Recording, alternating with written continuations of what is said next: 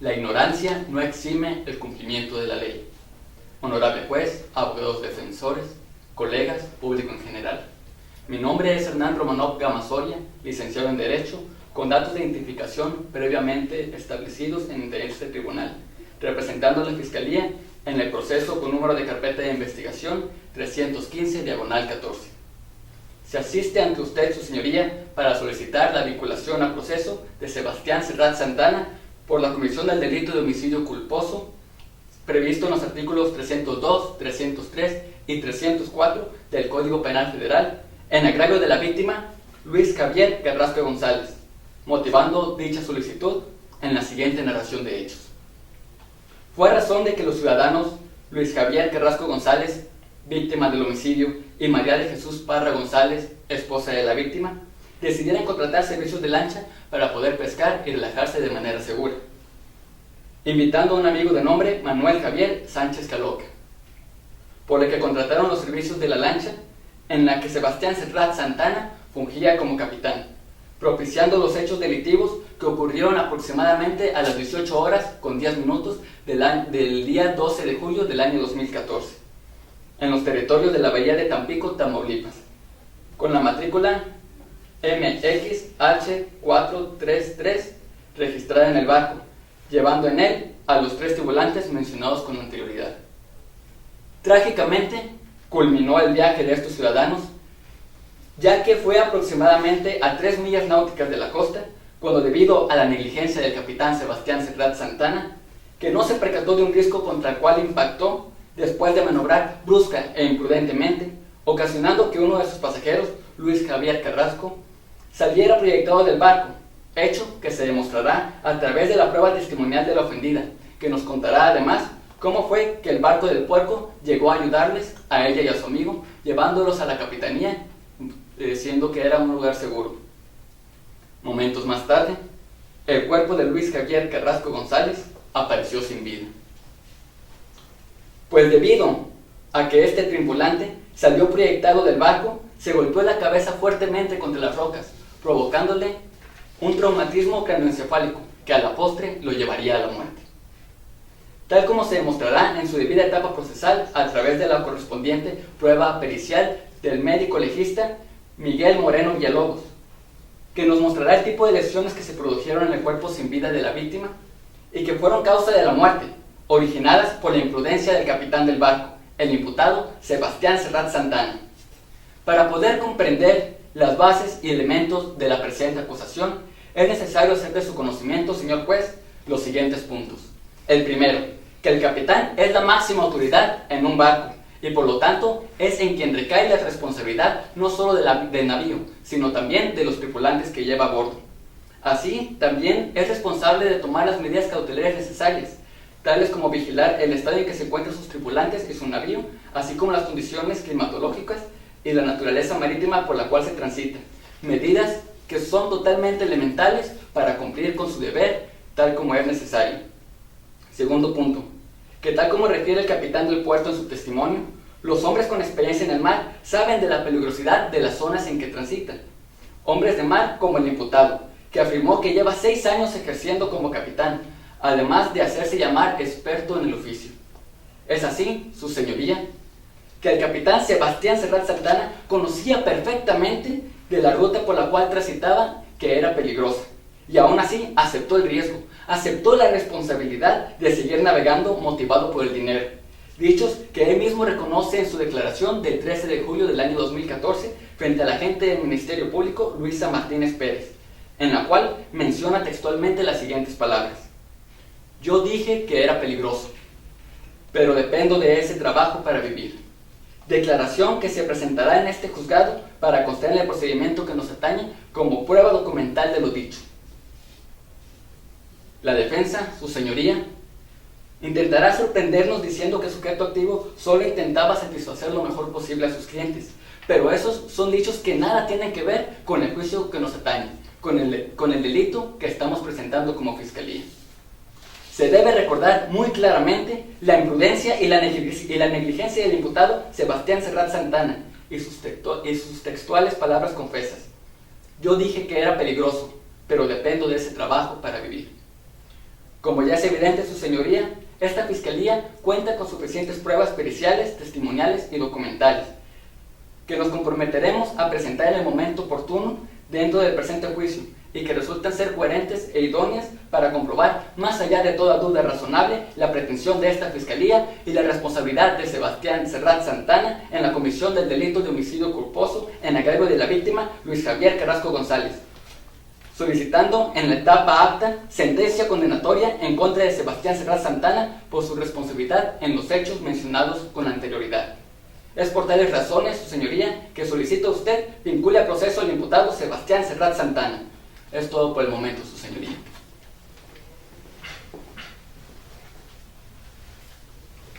Defensa, su turno. Gracias, señor juez.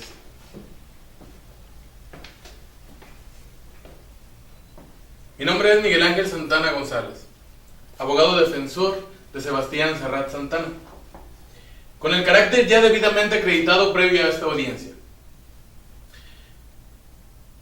Homicidio sí, pero no realizado por Sebastián Serrat Santana. Relación causa y efecto. Se puede partir del efecto para determinar las causas que lo han provocado, como es el caso de la necropsia. Sin duda, un golpe con una roca provocó la muerte de Luis Javier Carrasco González. Pero eso no quiere decir que el golpe que recibió Luis Javier hubiera sido producto del impulso por el que fue proyectado cuando el barco en el que viajaba se impactó con un risco.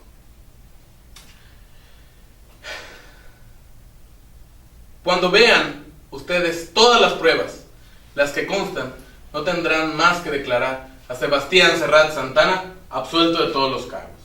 Primero partiré de la falta de declaración de Manuel Javier Sánchez Caloca, quien estuvo presente en todo el trance de los hechos. Y por ser un testigo tan importante, idóneo para imputarle el delito a mi cliente, me pregunto, ¿por qué no rendió su declaración? Al existir la omisión tácita del mismo, al no haber constancia legal de su presencia, ni haber rendido su declaración, también pregunto, ¿qué estaba haciendo Manuel Javier Sánchez Caloca el día 13 de julio del año 2014 entre las 17 y las 18 horas? Segundo, si bien es cierto, el único dictamen de necropsia, y repito, el único dictamen de necropsia realizado por la Procuraduría General de Justicia en el área de medicina forense, determina que Luis Javier presenta un golpe en la cabeza, el que tiene como consecuencia la fractura del cráneo y posteriormente la misma fractura le ocasiona la muerte.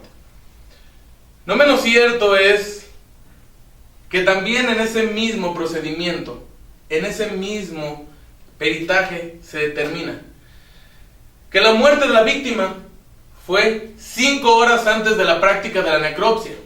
Necropsia que se llevara a cabo a las 23 horas del día 13 de julio del año 2014.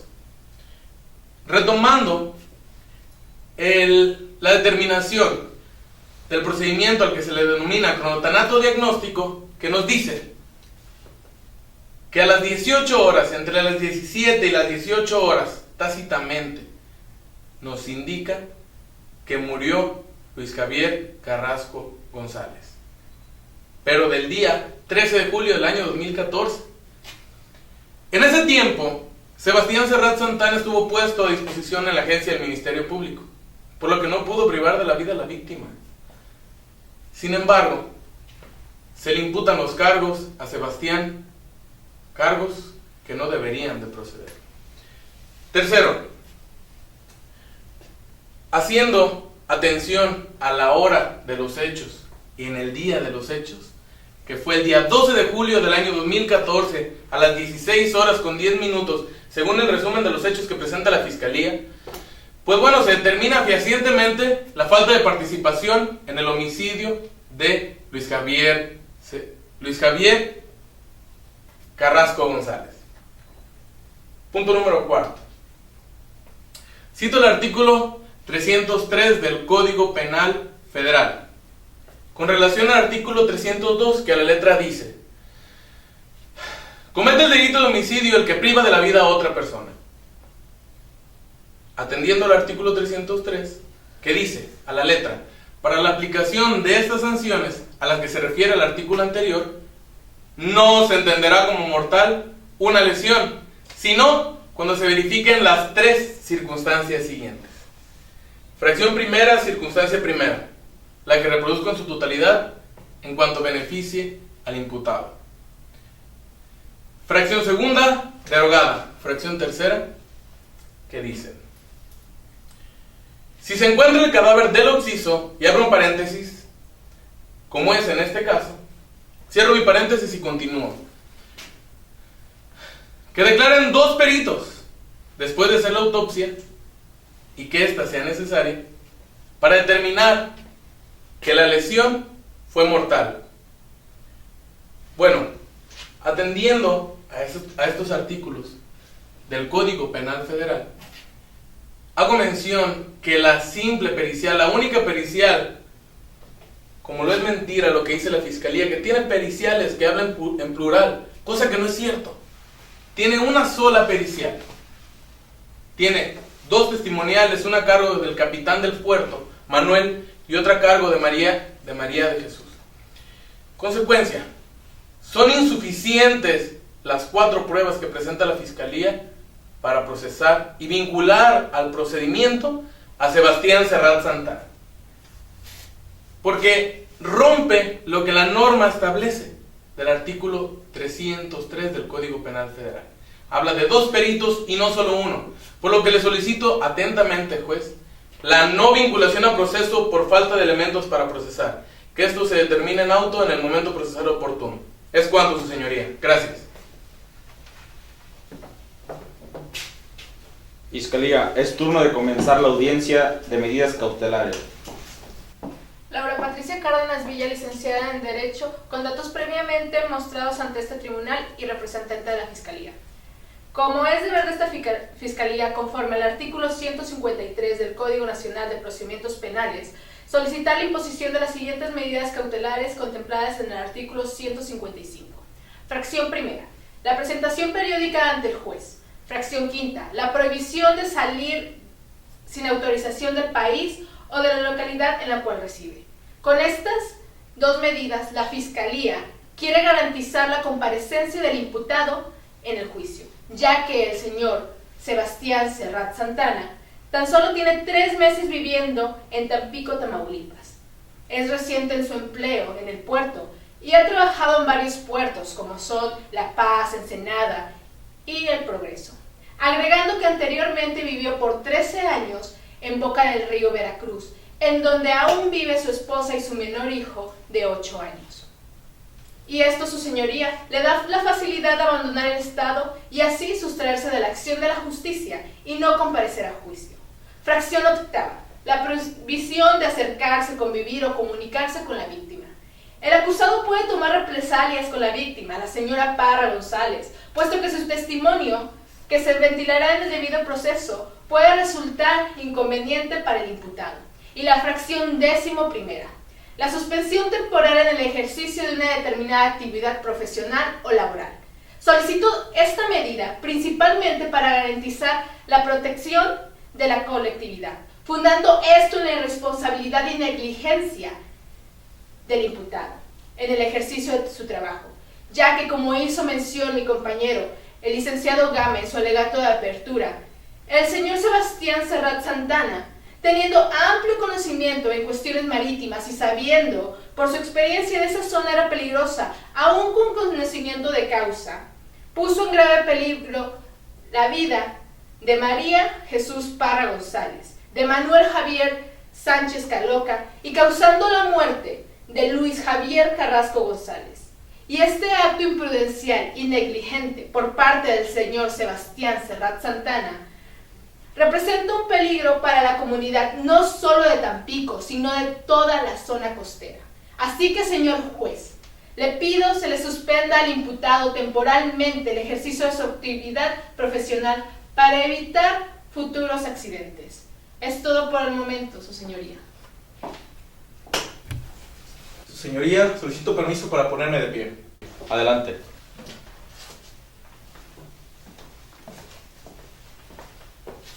servidor, Víctor Manuel Velázquez Pérez, licenciado en Derecho, y en mi carácter de representante legal del ahora imputado, el señor Sebastián Serrat Santana, comparezco ante ustedes para hacer expresa nuestra inconformidad por lo expuesto por la Fiscalía a la verdad de las medidas cautelares que serán impuestas para mi cliente, el señor Serrat, mismas que están contempladas en las fracciones primera, quinta, octava y decimoprimera del artículo 155 del Código Nacional de Procedimientos Penales. Esto al considerarlas irracionales, así como faltas de un sustento legal firme, lo cual les comprobaré a continuación en el siguiente desplegado. Como primer punto, en la cual se solicita por parte de la Fiscalía la presentación periódica de mi cliente ante el juez, esto resulta sumamente complicado, puesto que las jornadas laborales de mi cliente están sujetas única y estrictamente a la demanda y a la necesidad de su clientela. Es por esto que resulta imposible fijar una hora y una fecha en la que el señor Serrat pudiera presentarse ante este honorable juez sin que se vieran afectadas sus jornadas de trabajo, afectando esto su economía y sus bienes. Y basta decir que esta es la única fuente de ingreso que presenta el señor Serrat. Como segundo punto, la restricción de salir del país, la prohibición de salir del país y de la residencia que ocupa actualmente el señor Serrat. Esto, su señoría, resulta contraproducente, puesto que mi cliente no tiene los recursos necesarios para salir del país. Y el hecho de mantenerlo aislado en la residencia que ocupa actualmente vería una afectación directa a sus derechos, puesto que sería separado de su señora esposa y de su menor hijo de 8 años. Esto, su señoría, es una medida bastante inhumana. Como tercer punto, la orden de restricción solicitada por la señora Parra González es considerada por la defensa innecesaria, puesto que mi cliente no presenta un historial o indicio alguno de que pudiera presentar acción en contra de la señora Parra, por lo cual consideramos es innecesario. Además, como cuarto y último punto, hablando de la suspensión temporal de la actividad productiva de mi cliente, esto de igual manera resulta contraproducente, puesto que citando el artículo 13 del Código Nacional de Procedimientos Penales, que dice a la letra que toda persona será considerada inocente y tratada como tal en todas y cada una de las partes del proceso.